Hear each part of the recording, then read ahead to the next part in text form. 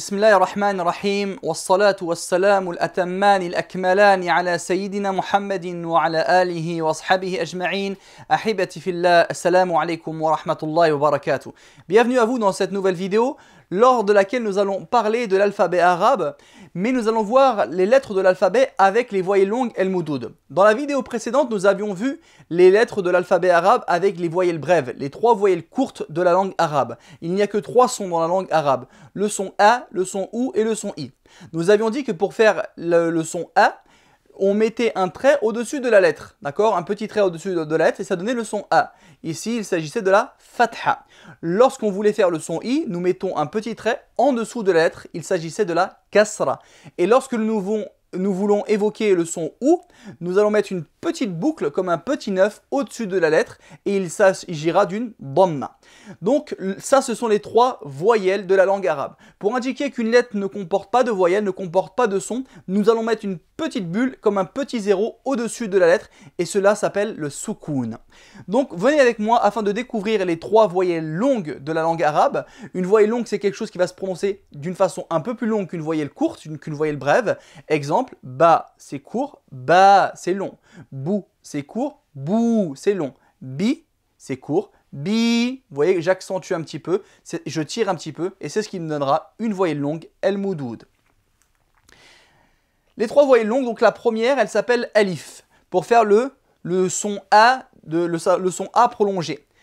Par exemple, avec la lettre B, ba ou ba, elle a deux écritures. Cette écriture-là du Alif, ce n'est que en fin de mot et c'est plutôt rare. L'écriture normale, on va dire, du Alif, du grand A, du A prolongé, c'est celle-ci, un trait vertical. Et ce trait vertical ne s'attache pas avec la lettre qui va suivre. Donc il faudra laisser un espace et continuer votre mot. Le Alif, donc, ici, c'est la voyelle longue pour désigner le grand A. Ba. Le Waouh, c'est le grand OU. Vous voyez, c'est ce qui est en rouge ici. C'est le grand OU. Bouh. Bouh. Et également, cette lettre-là, le Waouh, ne s'attache pas avec la lettre suivante. Donc, dès lors que vous allez écrire le Waouh, après, il faudra laisser un petit espace. Et continuer votre mot. Et enfin, la troisième voyelle longue de la langue arabe est la lettre Ya. Le Ya ici, la lettre Ya, c'est 2 points en bas. D'accord? C'est comme le Y, mais c'est 2 points en bas. Et ça donnera le son bi, bi. Ceci est dans le mot et ceci est à la fin du mot. Vous voyez, elle a deux formes. Le grand I ici, quand il est au milieu du mot, il s'écrira comme ça, tout droit. Et lorsqu'il est en fin de mot, il s'écrira ainsi, renversé. Mais toujours avec 2 points en bas. Bi. Les voyelles longues que vous voyez ici sont les trois seules voyelles longues de la langue arabe. Ba, bou, bi. Lorsque vous les écrivez, vous écrirez leur équivalent en petit juste avant. Donc vous voyez le alif, l'équivalent en petit, quelle est la voyelle brève qui correspond au son A? La fatha. Donc on le met juste avant. Bou, la même chose. Lorsqu'on va mettre une voyelle longue, on va écrire son équivalent en petit juste avant. L'équivalent en petit en voyelle brève du waouh, c'est la dhamma. Et l'équivalent en petit du ya, du grand I, c'est la kasra. D'accord? Donc toute voyelle longue, avant il y a son équivalent en voyelle brève. Ça, c'est une remarque à retenir. C'est parti pour l'alphabet avec les voyelles longues. Donc la hamza, ici qui est un coup de glotte, la hamza, il suffit de prononcer la voyelle en question. Ici, lorsqu'il y a une hamza avec un alif, ça s'écrira comme suit, avec le med au-dessus. A, comme ceci. A. Ou plus un waouh. Ou. La hamza plus le grand I. La hamza plus le alif. A. La hamza plus le grand ou. Et la hamza plus le grand I, le ya. I. Rappelez-vous, la hamza, nous avions dit que la hamza c'était simplement ce petit signe que vous voyez au-dessus là. Et elle était portée par un support qui ne se prononçait pas.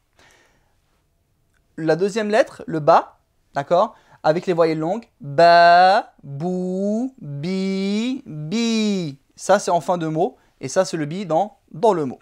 D'accord? Ba, bou, bi, bi. Rappelez-vous que le son A dans la langue arabe n'est pas comme en français A. C'est plutôt aigu, d'accord? Sauf lorsqu'il y aura lorsque la lettre précédente sera une lettre emphatique, une lettre grave. Donc à la base, nous allons dire ba et non pas ba.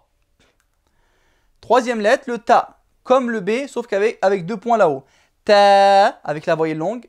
Ta, tu, ti, ti. Le tha, ici c'est comme le T, mais sauf qu'il y a trois points en haut. Tha, thu, thi, thi. D'accord? Le tha, comme aïfik en anglais, avec le bout de la langue. La lettre suivante, le jim. Le jim, c'est comme s'il y avait un petit del sous-entendu juste avant. On ne dit pas ja-jou-ji, c'est pas un J français, c'est j. Ja, ju, ji, ji, et non pas ja-jou-ji. Ja, ja. Ja, ju, ji, ji. On prolonge avec les voyelles longues que vous voyez ici en noir. Le ha, donc il n'est pas dans la langue française, comme dans halal, haram, comme dans alhamdulillah, ha, hu, hi, hi. Le kha, avec le point au-dessus, kha, khu, khi, khi. Le del, da, du, di, di. Le zel, za, zu, zi, zi. Le ra, par contre, vous voyez, le ra est une lettre emphatique quand il y a le son A. Donc, on ne va pas dire ra, mais on va dire ra, grave. Ra, rou, ri, ri. Le zay, za, le Z n'est pas une lettre emphatique, donc on repart avec le son E. Z, et non pas za, za, zou, zi, zi. Le sin, sa, su, si, si. Le shin, la même chose que le sin avec trois points au-dessus. Sha, chou, chi, chi. Le sod qui a un S emphatique, un S grave. So, donc le alif sera également grave. So, et non pas soe, so, su, si, si. Lettre suivante, le dod. Ici, le dod se prononce d'une façon très particulière avec les côtés de la langue qui vont monter et toucher les dents du fond. D'accord, les dents du fond. Do, du, di, di. Avec la voyelle longue. Le to, le T emphatique, to, et non pas ta, to, comme sirata dans la fatiha. To, tu, ti, ti. La même lettre, sauf qu'il y a le point au-dessus, c'est le va. C'est comme le zel emphatique. Va avec le bout de la langue. Va, vous, vi, vi. Le aïn, qui est une lettre difficile pour les francophones à prononcer, ou ceux qui ne sont pas arabophones de façon générale, qui se trouve au milieu de la gorge. A, ou, i, ri. Le roin, d'accord, qui se trouve au bord de la gorge, le roin, ou en haut de la gorge, le roin, qui est une sorte de R français mais emphatique. Ro, rou, ri, ri. Dans la fatiha, on le trouve roiri, mardoubi. D'accord? Il est dans la fatiha. Le roin. Ensuite, le fa, le F, facile. C'est une lettre qui n'est pas emphatique, donc le E se prononcera de façon aiguë. Fa, et non pas fa. Fa, fou, fi, fi, en fin de mot. Le qaf, d'accord? Le qaf qui est une lettre emphatique dans la langue arabe. Il s'écrit à peu près comme le fa, sauf qu'il y a deux points. Et en fin de mot, il descend et il remonte. Qa, et non pas qa, qa, d'accord? Qa, très emphatique. Qa, qu, qi, qi.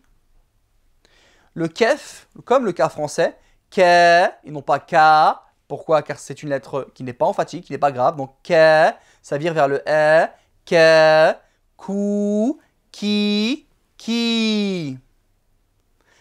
Le lem, ici, qui est le L.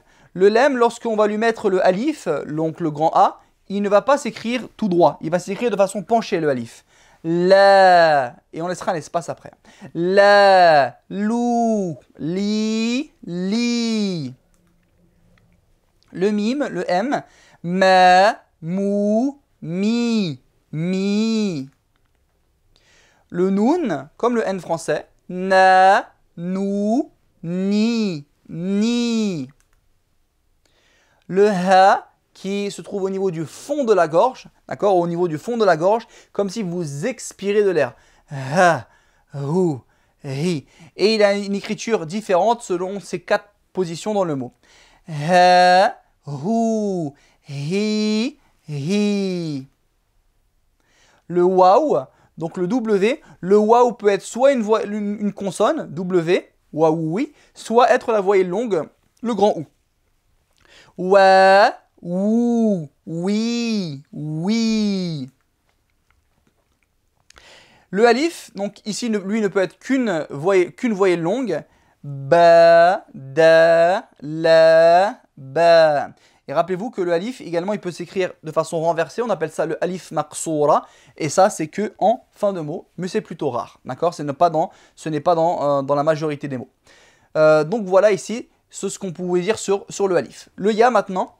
Ya, you, yi, yi. Le ya peut être comme le waw, une consonne, y, ou peut être une voyelle longue, le grand i.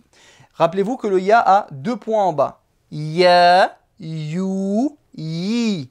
La première ici, c'est la consonne, et la deuxième, c'est la voyelle longue. Vous voyez, 2 lettres identiques. La première, c'est la consonne, la deuxième, c'est la voyelle longue.